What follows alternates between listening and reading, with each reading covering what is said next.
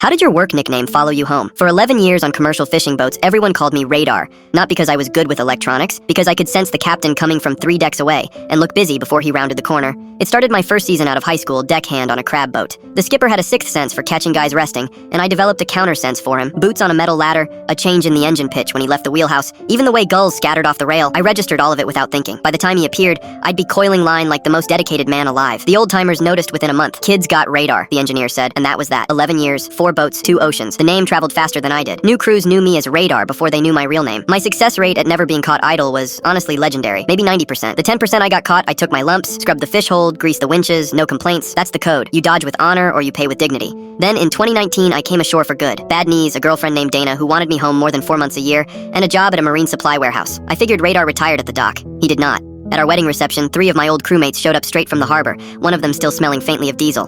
During the toasts, our old deck boss took the microphone and told the entire room about the time I heard the captain's coffee mug hit the chart table from 2 decks down and had a paintbrush in my hand before the wheelhouse door even opened. About how the crew used to bet cigarettes on whether Radar would survive Gear Day untouched. Dana's grandmother laughed so hard she had to be patted on the back. Dana, however, turned to me with an expression I now know very well. Radar, huh? I explained it was boat culture, ancient history. Everyone did it. Then we moved in together, and my wife, sharp woman, terrible luck in husbands, started collecting field observations. How the recycling reached the curb only after she'd already grabbed it. How I developed urgent garage projects the moment she opened the oven cleaner. How I could be present for 95% of a Saturday and somehow absent for the exact 11 minutes the bathroom got scrubbed. There he goes, she'd announced to the empty kitchen. Radar's picking up something on the scope. The thing is, and I say this with total honesty, it stopped being intentional years ago. 11 years at sea hardwired me. Certain sounds trigger evacuation protocols in my nervous system before my brain gets a vote. Dana sighing while looking at a messy closet produces the same physiological response as a captain's boots on a ladder. I am in the garage before I have consciously decided to go to the garage. It got worse with kids. Diaper time. Radar detects an anomaly in the truck that requires inspection. Bath and bedtime battles. Radar has crucial correspondence in the office. Dana started using the name tactically. Girls, go find Radar. Check behind the boat trailer first. That's his favorite blind spot. My 6-year-old now believes Radar is my legal name. She introduced me to her teacher as my dad Radar,